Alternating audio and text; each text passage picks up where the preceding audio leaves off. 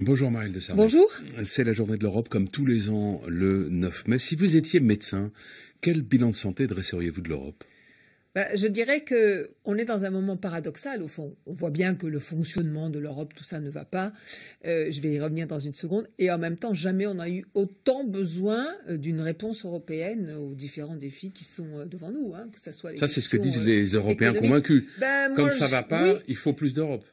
Il faut mieux d'Europe, pas plus, il faut mieux d'Europe. Vous savez, c'est rare que je cite le pape François, mais le pape François fait un grand discours sur l'Europe que j'invite nos auditeurs à aller regarder à l'occasion du prix Charlemagne de l'Européen qu'il a reçu vendredi. Il a dit qu'il faut un changement radical. Il a dit qu'il faut retrouver une âme. C'est ça, moi je dirais retrouver un idéal européen. Et c'est la vérité, renouer avec un humanisme européen. Et il a raison. Et donc oui, bien sûr, il ne faut pas seulement une refondation. Bien sûr qu'on voit bien qu'on peut reparler zone euro, intégration, mais tout ça, ce sont des mécanismes au fond. Et donc il y a un moment, il faut peut-être laisser les mécanismes de côté et essayer de renouer, de retrouver ce qui fait la substance essentielle de l'Europe. C'est-à-dire cette idée que nous avons que, bien au fond, ensemble, nous avons un avenir commun et un destin commun. Retrouver un moyen de faire aimer l'Europe aux Européens aussi. C'est très important. Il y a un désamour aujourd'hui assez profond dans il y a un besoin de nombreux pays. Il y a un besoin d'Europe. Quand on pose la question, on dit oui, bien sûr, on voit bien que l'Europe devrait pouvoir répondre à toutes ces questions. Par exemple, la question des réfugiés. Et en même temps, on voit que ce lien de confiance, il n'est pas là. Il n'est pas là pour une raison simple, c'est qu'il n'y a pas de démocratie européenne véritable. C'est-à-dire que les citoyens, ils n'ont pas le sentiment de pouvoir peser sur les directions que prenne l'Europe, sur la politique européenne. Alors, je pense que ceux qui portent une part de responsabilité extrêmement importante, ce sont les chefs d'État et de gouvernement, très franchement, qui sont, pour les uns, dans les égoïsmes nationaux, pour les autres qui imposent ou qui décident à la place des autres. Mais en même temps, c'est à eux d'assumer cette histoire européenne et cette idée européenne. Quand François Hollande, je prends un exemple, donne mandat à la Commission d'aller négocier avec les États-Unis sans en parler au préalable en France sur le traité transatlantique, sans avoir saisi l'opinion publique française en disant écoutez, dans quelques mois, je vais donner mandat à la Commission, je veux qu'on en débatte d'abord chez nous. Il porte une part de responsabilité importante. Son prédécesseur, c'était la même chose. Donc il va falloir une transformation radicale de ce point de vue-là. Pour cela, je crains qu'il faille attendre probablement les prochaines élections présidentielles en France. Le Parlement grec a adopté hier de nouvelles mesures réclamées par ses créanciers, dont l'Europe en particulier. Nouvelle baisse des pensions de retraite, abaissement du seuil de revenus à partir duquel on devient imposable. Des milliers de personnes avaient manifesté auparavant pour dénoncer ces nouvelles mesures d'austérité. On a quand même l'impression à propos de la Grèce que ça ne s'arrêtera jamais, qu'il faudra toujours une nouvelle saignée. C'est pas avec des nouvelles saignées qu'on va régler la question en Grèce. Moi, ça fait 6 ans que je le dis. Et c'est ce qu'on fait pourtant. Donc je continue de le dire.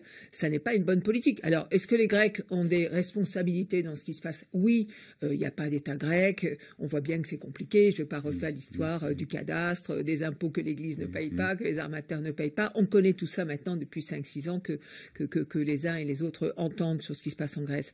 Mais enfin, c'est pas uniquement comme ça, avec ce type de mesures, qu'on y arrive. On devrait se poser la question de savoir comment on renoue, comment on aide à l'activité économique en Grèce, quelles perspectives on donne en Grèce, avec évidemment des réformes qui devraient aller ensemble. Mais on ne peut pas faire d'un côté ce qu'on appelle, entre guillemets, l'austérité tous les jours, de plus en plus, sur les pensions, sur les retraites, sur les salaires, sans donner aucune perspective à un peuple. Ça n'est pas possible. Ça, c'est une faute de l'Europe, là, tenable. Qui agit strictement en comptable ou en liquidateur judiciaire. Oui, c'est une co-responsabilité européenne. Il y a une deuxième erreur pour moi, mais c'est une erreur depuis le début, c'est d'avoir mis le FMI dans le coup. À la vérité, l'Europe aurait dû pouvoir régler cette question grecque sans faire appel au FMI.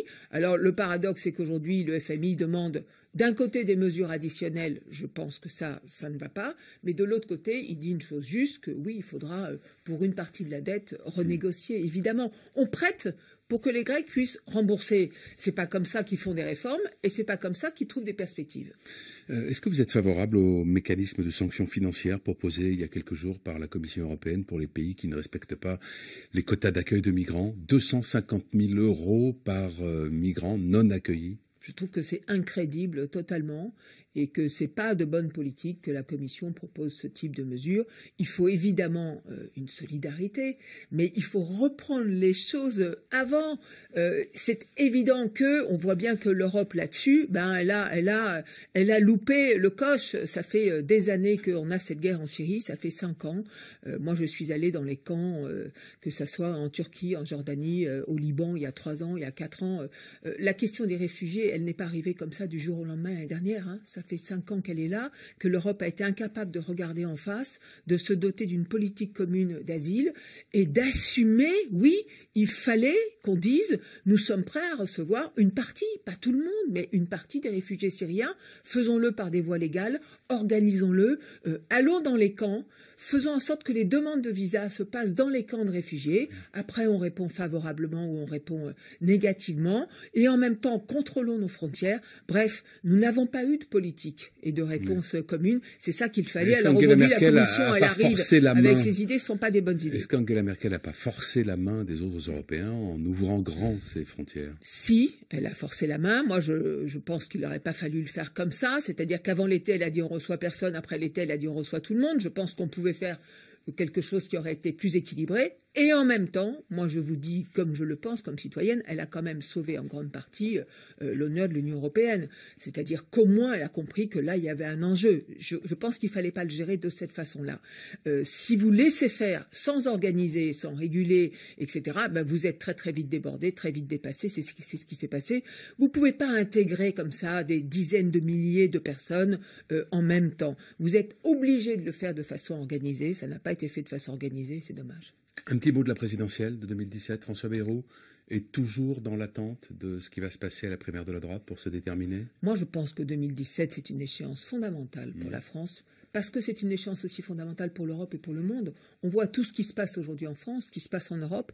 On a besoin d'une présidence de la République forte, on a besoin de redresser le pays. C'est pourquoi nous soutenons, et François Bayrou soutient Alain Juppé. C'est rare, un homme politique de premier plan qui est crédité de 13 à 15% dans les sondages, qui dit, écoutez, moi je soutiens quelqu'un qui n'est pas de ma famille politique, mais je pense qu'Alain Juppé peut y arriver, parce que il a posé depuis le début qu'il serait un candidat de rassemblement, c'est-à-dire qu'il ne serait pas un président de la République s'il était choisi aux primaires et s'il était élu partisan. Et je pense que c'est ça qui est très important pour l'avenir. Mais si Alain Juppé ne l'emportait pas, François Bayrou serait candidat, mais du coup serait un candidat sans grande détermination. Nous l'avons dit depuis le premier jour. Je crois que vous vous trompez totalement. Nous l'avons dit depuis le premier jour, nous serons libres. Mais je trouve que donnons-lui crédit. Moi, je lui donne crédit d'être en capacité, c'est rare chez un homme politique, de soutenir quelqu'un qui n'est pas forcément de sa famille politique. Mais nous devrons, nous, avec François Bayrou, porter 2 exigences. Cette exigence de rassemblement, parce que c'est absolument comme ça qu'on redressera le pays, et une exigence aussi de changement profond de la manière dont gouverner le pays. Merci Marielle de Sarnez. Merci à vous.